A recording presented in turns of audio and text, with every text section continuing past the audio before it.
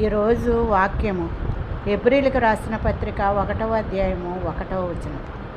పూర్వకాలమందు నానా సమయములలోనూ నానా విధములుగాను ప్రవక్తల ద్వారా మాట్లాడిన దేవుడు ఈ దినముల అంతమందు కుమారుని ద్వారా మనతో మాట్లాడెను. పూర్వకాలమందు అయితే ప్రవక్తల ద్వారా దేవుడు మాట్లాడేవాడండి. మరి ఈ దినముల యందు కుమారుని ద్వారా మనతో మాట్లాడుతున్నాడు. అంటే ప్రభు అయిన యేసుక్రీస్తు ద్వారా మనతో దేవుడు మాట్లాడుతున్నాడని ఇక్కడ లేఖనాలు స్పష్టంగా మనకు తెలియజేస్తున్నాయి.